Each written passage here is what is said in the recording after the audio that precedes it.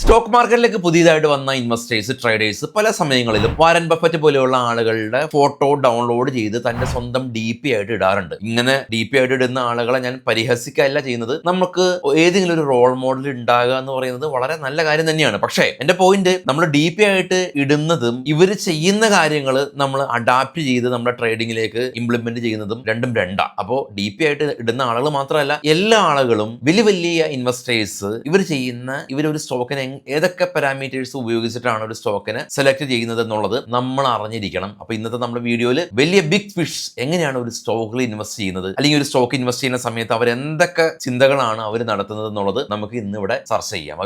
ഇതുപോലെയുള്ള ഫിനാൻഷ്യൽ കോണ്ടന്റിന് വേണ്ടിയിട്ട് നമ്മുടെ ചാനൽ ഫോളോ ചെയ്യാനായിട്ട് മറക്കരുത്. യെസ്, അപ്പൊ നമ്മൾ ഈ ഒരു വീഡിയോ കാണുന്ന സമയത്ത്, അല്ലെങ്കിൽ ഈ വീഡിയോയുടെ തമ്പനയിൽ കാണുന്ന സമയത്ത് പൊതുവേ ആളുകൾക്ക് ഒരു ചിന്ത ഉണ്ടായേക്കാം, ഞാനൊരു വലിയ ഇൻവെസ്റ്റർ അല്ലല്ലോ, ഞാൻ പിന്നെ എന്തിനാണ് ഈ ഒരു വീഡിയോ കാണേണ്ടത്? അതിൽ തെറ്റ് പറയാൻ പറ്റില്ല. പക്ഷെ അതിനുള്ള എൻ്റെ ഒരു ഉത്തരം എന്ന് പറയുന്നത്, നമ്മളൊരു റീറ്റെയിൽ ഇൻവെസ്റ്ററാണ്. നമുക്കൊരു സ്റ്റോക്കിനെ മുന്നോട്ട് കൊണ്ടുപോകാനെന്നുള്ള ശേഷി നമുക്കില്ല. പക്ഷെ അത് ശേഷിയുള്ള ആളുകൾ ആരാ? വലിയ ബിഗ് ഫിഷുകളാണ്. അപ്പൊ അതുകൊണ്ട് തന്നെ അവരുടെ ആക്ടിവിറ്റീസ് അല്ലെങ്കിൽ അവരുടെ ചിന്തകൾ നമ്മളും അതുപോലെ ചിന്തിക്കേണ്ടതും, അല്ലെങ്കിൽ അറ്റ്ലീസ്റ്റ് അവരുടെ ചിന്തകളെ നമ്മൾ മനസ്സിലാക്കേണ്ടത് നമ്മുടെ ആവശ്യകതയാണ്. ഇനി രണ്ടാമത് എൻ്റെ ഉത്തരം എന്ന് പറയുന്നത്, നമ്മൾ ഇന്നൊരു വലിയൊരു ഇൻവെസ്റ്റർ ആയിരിക്കില്ല, പക്ഷെ നാളെ ആകില്ല എന്ന് ആര് കണ്ടു? അപ്പൊ നാളെ നമ്മളൊരു വലിയ ഇൻവെസ്റ്റർ ആകുമെന്നുള്ളൊരു ചിന്തയിൽ തന്നെ നമുക്ക് മാർക്കറ്റിൽ മുന്നോട്ട് പോകാം. അപ്പൊ അതുകൊണ്ട് ഇത് അറിയേണ്ടത് വളരെയധികം ആവശ്യകത ഉണ്ട്. ഓക്കെ, നമ്മൾ നമ്മുടെ കണ്ടന്റിലേക്ക് പോവുകയാണ്. ഒരു വലിയൊരു ഇൻവെസ്റ്റർ സ്റ്റോക്കിനെ ബൈ ചെയ്യാനായിട്ട് പരിഗണിക്കുന്നത്, നമ്മൾ പരിഗണിക്കുന്ന ഫണ്ടമെന്റൽ ടെക്നിക്കൽ അനാലിസിസുകളെല്ലാം തന്നെ അവർ നടത്തും. അത് നടത്താതെ ഒന്നും ബൈ ചെയ്യാനായിട്ട് നിൽക്കില്ല. ഹ്യൂജ് ഇൻവെസ്റ്റ്മെന്റ് ആണല്ലോ നടത്തുന്നത്. കഴിഞ്ഞ ഒരു 5 വർഷക്കാലം ഒരുപാട് ഇൻവെസ്റ്റേഴ്സും ട്രേഡേഴ്സ് ഒക്കെ ആയിട്ട് നിരന്തരം ബന്ധപ്പെടുന്ന ഒരാളാണ് ഞാൻ. അപ്പൊ അതുകൊണ്ട് തന്നെ ഒരു ഇൻവെസ്റ്റർ എന്തൊക്കെ കാര്യങ്ങൾ ചിന്തിക്കുന്നില്ല എന്ന് പറയാനായിട്ടുള്ള ഒരു കേപ്പബിലിറ്റി എനിക്ക് ഉണ്ട് എന്നാണ് ഞാൻ വിശ്വസിക്കുന്നത്. അപ്പോൾ എൻ്റെ ആ ഒരു എക്സ്പീരിയൻസിൽ നിന്ന് ഞാൻ കാര്യങ്ങൾ പറയാം. ഒരു വലിയ ഇൻവെസ്റ്റർ, ഒരു ബിഗ് ഫിഷ് ഒരു കമ്പനിയിൽ ഇൻവെസ്റ്റ് ചെയ്യുന്ന സമയത്ത് അവര് ചിന്തിക്കുന്ന കുറച്ച് കാര്യങ്ങളുണ്ട്. അത് നമ്മൾ ചിന്തിക്കുന്നില്ല. അതായത് കമ്പനിയുടെ ബിസിനസ് മോഡൽ എന്നുള്ളതാണ് അവർ ചിന്തിക്കുന്ന ഒരു വലിയൊരു കാര്യം. കമ്പനിയുടെ ബിസിനസ് മോഡൽ എന്താണ്? കമ്പനി ചെയ്യുന്ന ഒരു ബിസിനസ്, അതിന് എന്താണ് ഉള്ള പൊട്ടൻഷ്യൽ? അത് ഇപ്പോഴുള്ള പൊട്ടൻഷ്യൽ അല്ല, ഫ്യൂച്ചറിലേക്കുള്ള പൊട്ടൻഷ്യൽ എന്താണെന്നുള്ളത് വലിയ ഇൻവെസ്റ്റേഴ്സ് ചിന്തിക്കും. അവർക്ക് മനസ്സിലാകാത്ത ബിസിനസ് ചെയ്യുന്ന കമ്പനി അതിൽ അവർ ഇൻവെസ്റ്റ് ചെയ്യില്ല. വാരൻ ബഫറ്റ് തന്നെ പറഞ്ഞിരിക്കുന്നുണ്ട്, അദ്ദേഹത്തിന് മനസ്സിലാക്കാൻ പറ്റാത്ത ബിസിനസ് ചെയ്യുന്ന ഒരു കമ്പനിയിൽ അദ്ദേഹം ഒരിക്കലും ഇൻവെസ്റ്റ് ചെയ്യില്ല. അത് എത്ര ശക്തമായിട്ട് റാലി ചെയ്തു പോയാലും, അല്ലെങ്കിൽ എത്ര ആ കമ്പനിനെ പറ്റി മുഖ്യധാര മാധ്യമങ്ങൾ എത്ര പുകഴ്ത്തിയാലും വാഴ്ത്തിയാലും അദ്ദേഹം അതിൽ ഇൻവെസ്റ്റ് ചെയ്യില്ല. നമ്മളും ആ ഒരു ചിന്ത പുലർത്താണെങ്കിൽ, അല്ലെങ്കിൽ ആ ഒരു പ്രസ്പെക്റ്റിലൂടെ നമ്മൾ ഇൻവെസ്റ്റ്മെന്റ് നടത്തുകയാണെങ്കിൽ കുറച്ചധികം നന്നായിരിക്കുമെന്ന് എനിക്ക് തോന്നിയിട്ടുണ്ട്. ഒരു കേസ് സ്റ്റഡി നമുക്ക് പറയാം. ഒരു വർഷം മുമ്പാണ് ഇന്ത്യൻ മാർക്കറ്റിൽ EV, അല്ലെങ്കിൽ ഇന്ത്യൻ മാർക്കറ്റിൽ വന്നിട്ട് 3 വർഷമായി. പക്ഷെ ഗവൺമെന്റ് PLI സ്കീമുകൾ കൊണ്ടുവരികയും ഗവൺമെന്റ് EV കമ്പനീസിനെല്ലാം തന്നെ സബ്സിഡിയറി, നമ്മളൊരു ബൈക്ക് വാങ്ങാൻ പോകുമ്പോൾ സബ്സിഡി നമുക്ക് കിട്ടും, ഇപ്പം കിട്ടുമായിരിക്കാം. പക്ഷെ ആ ഒരു സമയത്ത് വളരെ വലിയ തോതിലുള്ള റവല്യൂഷൻ ഇവിടെ വന്നു. അപ്പൊ ഈ ഒരു റവല്യൂഷനിൽ മുഖ്യധാര ബൈക്ക് നിർമ്മാതാക്കൾക്ക് ആ സമയത്ത് EV ബൈക്കുകൾ ഉണ്ടായിരുന്നില്ല. ഹീറോ മോട്ടോ കോർപ്പ് ഉണ്ടായിരുന്നില്ല, അല്ലെങ്കിൽ എൻഫീൽഡിന് ഉണ്ടായിരുന്നില്ല. TVSനാണ് ഇനീഷ്യൽ ഉണ്ടായിരുന്നത്. TVSനും വലിയ തോതിൽ ആ സമയത്ത് ഉണ്ടായിരുന്നില്ല. TVSന് iQube പോലെയുള്ള ബൈക്ക് അവർക്കും ഉണ്ടായിരുന്നു കേട്ടോ. പക്ഷെ എന്റെ പോയിന്റ് എന്ന് പറയുന്നത്, ഈ മുഖ്യധാരയിലുള്ള ബൈക്ക് കമ്പനീസ് അല്ലായിരുന്നു, വേറൊരു പുത്തൻ ബൈക്ക് കമ്പനി ആയിരുന്നു EV ഇവിടെ ശക്തമായ രീതിയിൽ ഇവിടെ മാർക്കറ്റ് ചെയ്തത്. ആ സമയത്ത് എല്ലാ ആളുകളും ഈ ഒരു പർട്ടിക്കുലർ പുതിയതായിട്ട് മാർക്കറ്റിലേക്ക് വന്ന EV കമ്പനീസിൽ ഹ്യൂജ് ആയിട്ടുള്ള ഒരു ഇൻവെസ്റ്റ്മെന്റ് നടത്തി. അപ്പൊ അവർ ഇൻവെസ്റ്റ്മെന്റ് നടത്തുന്ന സമയത്ത് അവർ നോക്കേണ്ട ഒരു കാര്യമുണ്ട്.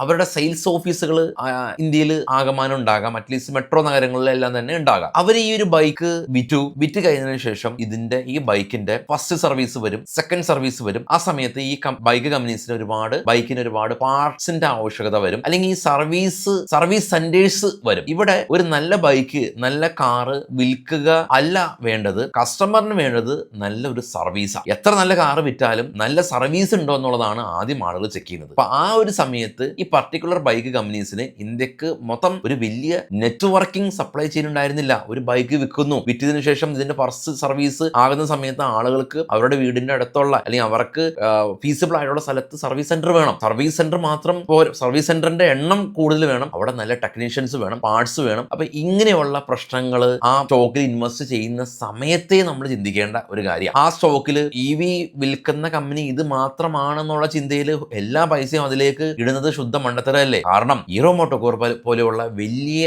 ഇന്ത്യയിലെ ഏറ്റവും കൂടുതൽ, അല്ലെങ്കിൽ ലോകത്തിലെ തന്നെ ഏറ്റവും കൂടുതൽ ബൈക്ക് വിൽപ്പന നടത്തുന്ന കമ്പനി ഈ EV സെഗ്മെന്റിലേക്ക് വരില്ല എന്ന് നിങ്ങൾ ചിന്തിച്ചോ? അങ്ങനെ ചിന്തിച്ചിരുന്നെങ്കിൽ അത് വലിയ തെറ്റാ. ഒരിക്കലും ഈ ഹീറോ മോട്ടോ കോർപ്പോ അല്ലെങ്കിൽ TVSോ എൻഫീൽഡോ ഇവരെല്ലാം ഇതെല്ലാം തന്നെ ഇന്നല്ലെങ്കിൽ നാളെ ഇവര് ഈ EV ബൈക്കുകൾ ഇവര് നിർമ്മിക്കും. ഇവര് നിർമ്മിച്ചാലോ ഇവർക്ക് ഓൾറെഡി തന്നെ ഇന്ത്യയിൽ ആകമാനം സർവീസ് സെന്ററുകളുണ്ട്, സപ്ലൈ ചെയിൻ സൊല്യൂഷൻസ് ഉണ്ട് അല്ലെ. അപ്പൊ അവർക്കല്ലേ കുറച്ചും കൂടിയും ഈ ഒരു EV മേഖലയിൽ മേൽക്കോയ്മ ഉണ്ടാവുന്നത്. ആദ്യം വന്ന കമ്പനിക്കാണോ? അല്ല. ആദ്യം വന്ന കമ്പനി ഇപ്പോൾ ക്രാഷ് ചെയ്ത് ഇടിഞ്ഞ് പഞ്ചറായ നിലയിലാണ് ഉള്ളത്. ആ സമയത്താണ് ഈ മറ്റുള്ള ഈ ബൈക്ക് കമ്പനീസ് എല്ലാം തന്നെ EVയിലേക്ക് ശക്തമായ രീതിയിൽ കടന്നു വന്നു, നല്ല രീതിയിൽ ബിസിനസ് ചെയ്തു, നല്ല രീതിയിലുള്ള സർവീസ് ചെയ്തു. ആദ്യം വന്ന കമ്പനി സർവീസ് ഇല്ല എന്നുള്ള കാരണം കൊണ്ട്, സർവീസ് ഇല്ല എന്ന് ഞാൻ പറയുന്നില്ല, സർവീസിന്റെ സെന്റേഴ്സിന്റെ കുറവ്, അല്ലെങ്കിൽ മികച്ച ടെക്നീഷ്യൻസിന്റെ കുറവ്, അല്ലെങ്കിൽ പാർട്സിന്റെ ലഭ്യത കുറവ്, ഇതെല്ലാം തന്നെ സ്പീഡിൽ വേണമല്ലോ. അപ്പൊ അതുകൊണ്ട് ആ കമ്പനി ഇപ്പോൾ സ്ട്രഗിൾ ചെയ്യുകയാണ്. അപ്പോൾ ഒരു ബിസിനസ് മോഡൽ മനസ്സിലാക്കുന്നത് വളരെയധികം നന്നായിരിക്കും. ഒരു പുതിയ ടെക്നോളജി ആയിട്ട് ഒരു കമ്പനി മാർക്കറ്റിലേക്ക് വരുമ്പോൾ അത് സ്വാഭാവികമായ രീതിയിൽ എല്ലാ ആളുകളുടെയും ശ്രദ്ധ ആകർഷിക്കും. നമ്മൾ ശ്രദ്ധ ആകർഷിക്കുമ്പോൾ നമ്മൾ ബ്ലൈൻഡ്ലി അതിൽ ഇൻവെസ്റ്റ്മെന്റ് നടക്കുമ്പോൾ നമ്മൾ ചിന്തിക്കുക, ഈ കമ്പനി അടുത്ത ഒരു 3 വർഷത്തിന് ശേഷം ഇത് ഇവിടെ സസ്റ്റെയിൻ ചെയ്യുമോ?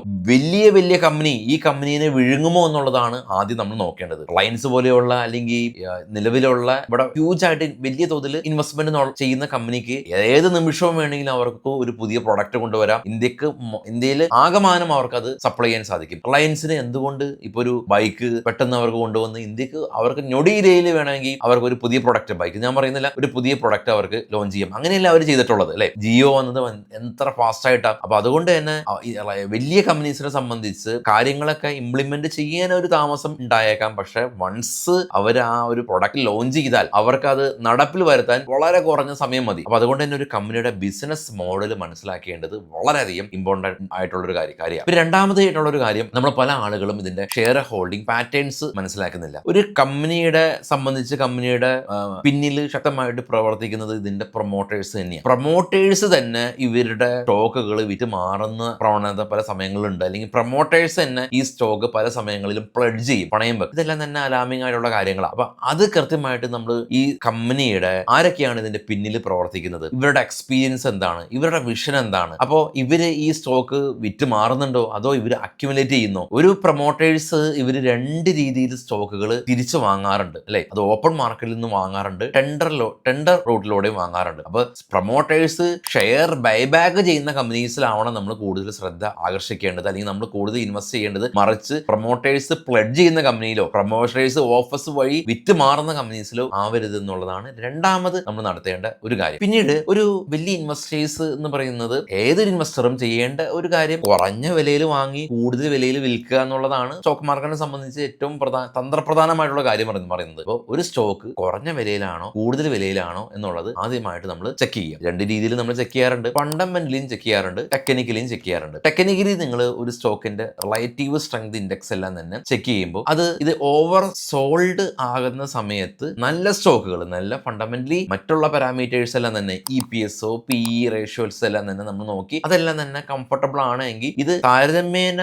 RSI എല്ലാം തന്നെ ഒരു 30, അറ്റ്ലീസ്റ്റ് ഇത് ഒരു ഓവർ ബോട്ട് സോണിൽ ആകരുത് എന്നുള്ളത് ചെക്ക് ചെയ്യാം. ഏതൊരു കമ്പനീസിലും അതിനെ നമ്മൾ അക്യുമുലേറ്റ് ചെയ്യേണ്ടത് ഇതിന്റെ ഒരു ഡിമാൻഡ് സോണിലാണ്. പല ഇൻവെസ്റ്റേഴ്സിനും ഒരു സ്റ്റോക്കിന്റെ ഡിമാൻഡ് സോൺ എങ്ങനെയാണ് ഐഡന്റിഫൈ ചെയ്യേണ്ടത് എന്നുള്ള കാര്യത്തിൽ കൃത്യമായിട്ട് ധാരണ ഇല്ല. ഒരു സ്റ്റോക്ക് അതിന്റെ ഡിമാൻഡ് സോണിൽ എത്തുന്ന സമയത്ത് ഇത് ഓവർ വാല്യൂ അല്ലാത്ത സമയത്താണ് നമ്മൾ ഈ സ്റ്റോക്കിനെ പിക്ക് ചെയ്യേണ്ടത്. അപ്പൊ അത് നോക്കാനായിട്ട് നമുക്ക് ഫണ്ടമെന്റലി ഇതിന്റെ പി റേഷ്യോ നോക്കാം, ടെക്നിക്കലി നമുക്ക് ഇതിന്റെ RSI നോക്കാം. RSI എല്ലാം തന്നെ ഓവർ ബോട്ട് ആവരുത് എന്നുള്ളത് നമ്മൾ ഉറപ്പുവരുത്തുക. ഓവർ ബോട്ട് എന്ന് പറയുന്നത് ഒരുപാട് ആളുകൾ ഈ സ്റ്റോക്കിൽ ഓൾറെഡി ചെക്ക് ചെയ്ത്, ഒരുപാട് ആളുകൾ ഓൾറെഡി ഈ സ്റ്റോക്കിൽ ഇൻവെസ്റ്റ്മെന്റ് നടത്തിയ ഒരു അവസ്ഥയിലാണ് ഉള്ളത്. അതിന്റെ പിന്നാലെ നമ്മൾ പോയി ഈ സ്റ്റോക്കിനെ ബൈ ചെയ്യുന്നത് അത്ര നന്നായിരിക്കില്ല. കാരണം സ്റ്റോക്ക് ഓൾറെഡി റാലി രേഖപ്പെടുത്തി കഴിഞ്ഞു. മറിച്ച് എത്ര നല്ല സ്റ്റോക്ക് ആണെങ്കിലും ചില സമയങ്ങളിൽ സ്റ്റോക്കുകൾ ഇടിഞ്ഞ് ഇതിന്റെ ഒരു ഡിമാൻഡ് സോണിൽ എത്തുന്ന ഒരു അവസ്ഥയുണ്ട്. ഈ ഡിമാൻഡ് സോണിൽ എത്തുന്ന വരെ നമ്മൾ വെയിറ്റ് ചെയ്യുക എന്ന് പറയുന്നതാണ് ഏറ്റവും ഇമ്പോർട്ടന്റ് ആയിട്ടുള്ള ഒരു കാര്യം. നമ്മൾ പേഷ്യൻസ് ആണ് ഈ വലിയ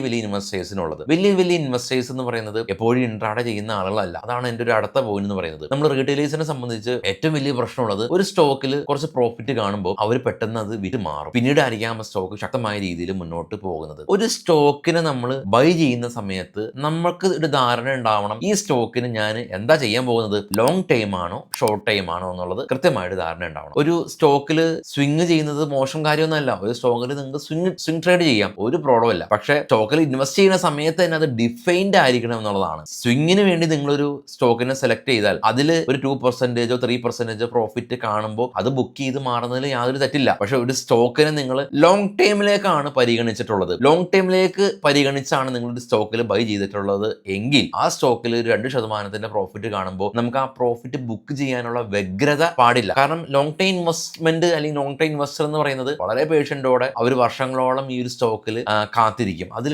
അതിന്റെ ഇടയിൽ ഈ സ്റ്റോക്കിൽ ഫ്ലക്ച്വേഷൻസ് ഉണ്ടാവാം. അവർ പേഷ്യന്റോടെ കാത്തിരുന്ന് അതിനുശേഷം ആ സ്റ്റോക്ക് അതിശക്തമായിട്ട് അതിന്റെ ഫുൾ പൊട്ടൻഷ്യൽ ഒരു വ്യക്തിക്ക് വലിയൊരു പൊട്ടൻഷ്യൽ ഉണ്ടല്ലോ, നമുക്ക് എന്തൊക്കെ കാര്യങ്ങൾ ചെയ്യാൻ സാധിക്കും. അതുപോലെ തന്നെ ഒരു കമ്പനിക്ക് ഒരുപാട് കാര്യങ്ങൾ ചെയ്യാൻ സാധിക്കും, അവരുടെ പ്രൊഡക്റ്റിന് ഒരുപാട് കാര്യങ്ങൾ ചെയ്യാൻ സാധിക്കും. അപ്പൊ അവരുടെ പ്രൊഡക്റ്റിന് അതിന്റെ അൾട്ടിമേറ്റ് ആയിട്ട് അതിന്റെ ചെയ്യാൻ പറ്റുന്ന കാര്യങ്ങൾ ചെയ്യാൻ സാധിച്ചത് വിലയിൽ റിഫ്ലക്ട് ആവുമല്ലോ. വിലയിൽ റിഫ്ലക്ട് ആയതിനു ശേഷമാണ് വലിയ വലിയ ഇൻവെസ്റ്റേഴ്സ് എല്ലാം തന്നെ പ്രോഫിറ്റ് ബുക്ക് ചെയ്ത് മാറുന്നത്. അപ്പോൾ നമ്മളൊരു സ്റ്റോക്കിൽ ഇൻവെസ്റ്റ്മെന്റ് ചെയ്യുന്ന സമയത്ത് അത് ലോങ് ടൈം ആണോ ഷോർട്ട് ടൈം ആണോ എന്നുള്ളത് നോക്കുന്നത് നമുക്ക് വളരെയധികം സൈക്കോളജിക്കലി ഗുണം ചെയ്യും. കാരണം ഏത് സ്റ്റോക്കിനെ ആണ് ഞാൻ പ്രോഫിറ്റ് ബുക്ക് ചെയ്ത് മാറേണ്ടത്, ഏത് സ്റ്റോക്കിനെയാണ് ഞാൻ പ്രോഫിറ്റ് റൈഡ് ചെയ്യേണ്ടത് എന്നുള്ളത് കൃത്യമായിട്ട് നമുക്ക് പിടുത്തം കിട്ടും. ഇനി ഫണ്ടമെന്റലി നോക്കേണ്ട പ്രധാന കാര്യം എന്ന് പറയുന്നത് ഇതിന്റെ revenue growth, ROE, return on capital employed അല്ലെങ്കിൽ റിട്ടേൺ ഓൺ ഇക്വിറ്റി എന്ന് പറയുന്നത് 15% മുകളിലായിരിക്കണം എന്നുള്ളത് ഉറപ്പുവരുത്തുക. Debt to equity ratio below 1 ആയിരിക്കണം എന്നുള്ളത് ഉറപ്പുവരുത്തുന്നത് നന്നായിരിക്കും. കൂടാതെ തന്നെ പോസിറ്റീവ് ക്യാഷ് ഫ്ലോ ഉണ്ടാകുന്നത് വളരെയധികം ബെറ്റർ ആയിരിക്കും. ഇനി മാനേജ്മെന്റ് സൈഡിൽ നോക്കുകയാണെങ്കിൽ നമ്മൾ നേരത്തെ ഡിസ്കസ്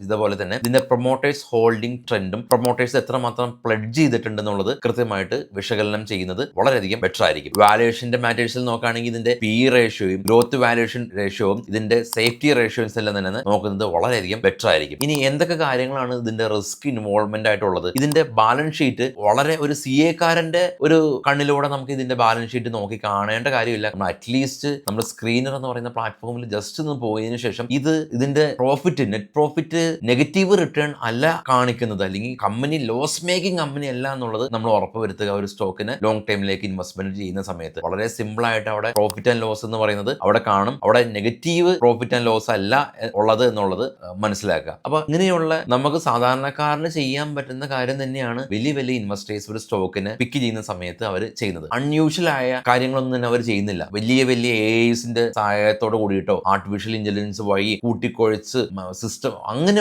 ഒരു പരിപാടിയൊന്നും അവർ ചെയ്യുന്നില്ല. വളരെ ലളിതമായാണ് അവർ സ്റ്റോക്കിനെ പിക്ക് ചെയ്യുന്നത്. നമുക്കും വളരെ ലളിതമായിട്ട് തന്നെ സ്റ്റോക്കിനെ പിക്ക് ചെയ്യാനായിട്ട് പറ്റും. നമുക്ക് വേണ്ടത് ഒരു വലിയ ഇൻവെസ്റ്ററിന്റെ മൈൻഡ് സെറ്റ് മതി. വലിയ ഇൻവെസ്റ്ററിന്റെ കാശല്ല വേണ്ടത്, നമുക്ക് അവരുടെ മൈൻഡ് സെറ്റ്, അവർ ചിന്തിക്കുന്ന മൈൻഡ് സെറ്റിലൂടെ നമ്മൾ ആ സ്റ്റോക്ക് മാർക്കറ്റിനെ പരിഗണിക്കണം. അല്ലാതെ ഒരു സ്റ്റോക്ക് പെട്ടെന്ന് റാലി ചെയ്യുമ്പോൾ തന്നെ പ്രോഫിറ്റ് ബുക്ക് ചെയ്ത് മാറി പിന്നീട് സ്റ്റോക്ക് റാലി ചെയ്ത് പോയതിനു ശേഷം നമ്മൾ ആ സ്റ്റോക്കിൽ നോക്കി പരിചയിപ്പിച്ചിട്ട് കാര്യമില്ല. അതുകൊണ്ടാണ് ഞാൻ പറഞ്ഞത് സ്റ്റോക്കിനെ സെലക്ട് ചെയ്യുന്ന സമയത്ത് ലോങ് ടൈം ആണോ ഷോർട്ട് ടൈം ആണെന്നുള്ളത് ഡിഫൈൻ ചെയ്ത് ചെയ്യാൻ ശ്രമിക്കുക. എല്ലാവർക്കും ശുഭദിനം. Thank you.